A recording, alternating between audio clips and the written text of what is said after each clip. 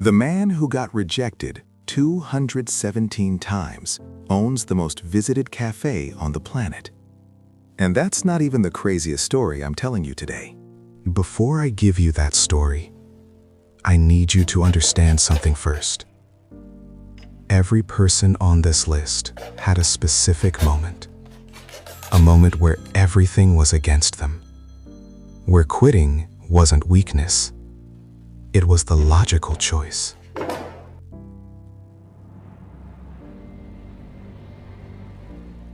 And yet, they all did the same thing at that moment. I'll tell you what that thing is at the end. But first, let me show you what it looked like in real life. Howard Schultz grew up in Brooklyn public housing. His father worked hard labor, got injured on the job, lost the income, lost the benefits. The whole family watched their world fall apart, and nobody came to help. Howard made a silent promise standing in that apartment. He would never be in that position. Fast forward, he discovers a tiny coffee chain with a big idea. He wants to expand it. He needs investors. He gets rejected, and rejected, and rejected. 217 times. Most people quit after 5. After 10, they tell themselves it's not meant to be. After 200 rejections, Howard Schultz made call number 201. The 218th investor said yes. That tiny coffee chain is now Starbucks. 35,000 locations, billions in revenue. And we're just getting started. But Howard's story, that's actually one of the easier ones on this list. Because the next person didn't just face rejection, he faced something most of us would never recover from. And what he did with it will change how you see your own situation forever. Picture this. You're a teenager. You've just moved to a new country. You barely speak the language.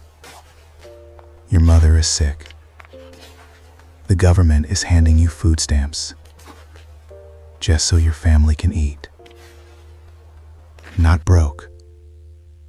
Not struggling. Survival mode. That's where John Koum started.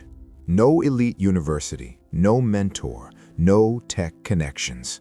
He taught himself to code from books he borrowed from the library.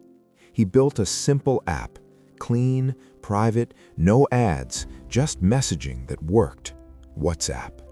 Facebook buys it for $19 billion. But here's the part that should stop you cold.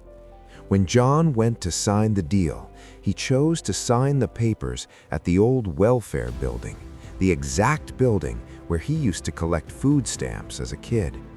He went back, not for revenge, not for show.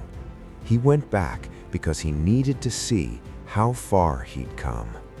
Your beginning has nothing to do with your ending. Now, both Howard and John had something in common. They had a dream before they had a dollar. But the next person on this list, she had something even more dangerous. She had an idea that the entire industry told her was stupid. Here's what she did with it. Sara Blakely was selling fax machines, door-to-door, cold calls, rejections, every single day. One morning, she cuts the feet out of her pantyhose to wear under white pants. She looks in the mirror. Why doesn't this exist as a real product? She has $5,000 in savings, no fashion background, no investors, no idea what she's doing. She calls every manufacturer in the country.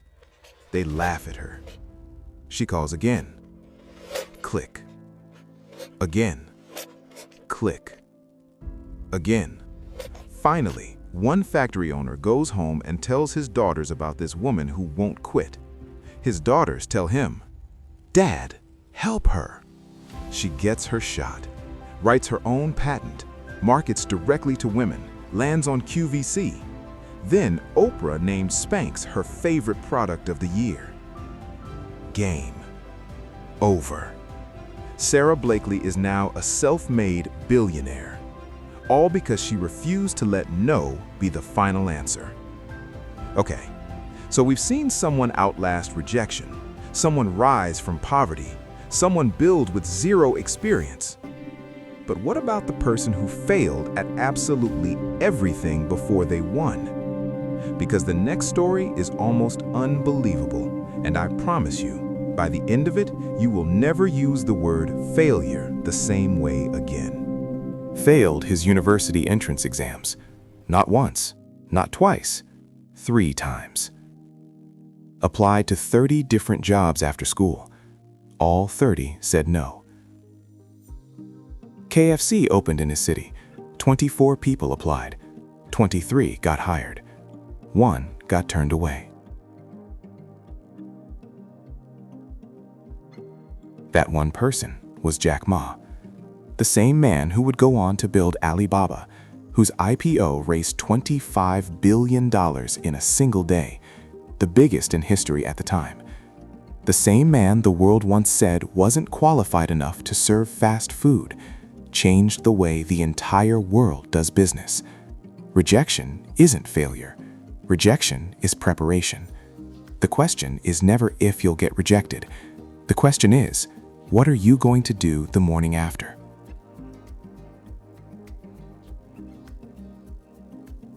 Now, I've been holding something back this entire time. There's a pattern buried inside every single one of these stories, a specific thing they all did at their lowest moment. Most people never see it, but once I show it to you, you'll recognize it everywhere. Stay with me, because it's coming. Daymond John, Southside, Queens. No capital, no industry connections. He starts sewing hats in his living room. His mother mortgages the house to give him $100,000. He doesn't spend it on clothes or cars. He spends every dollar on more product. He shows up at hip-hop shows, builds with artists, gives product away to get visibility. No marketing budget, just hustle and culture. Then the big retailers call. Fubu goes on to do over $6 billion in sales. From a sewing machine, in a house his mother risked everything to keep. Mark Zuckerberg didn't wait for the right moment. There was no right moment. He built Facebook in a dorm room. Lawsuits came, critics came, Congress came after him, entire governments. He kept building. 3 billion users. The lesson? Start before you're ready. Conditions will never be perfect. Build anyway. This one is for whoever feels invisible right now. MrBeast started making videos as a teenager. For years, nothing. 0 views, 0 money. People around him thought it was a waste of time. He didn't argue with them.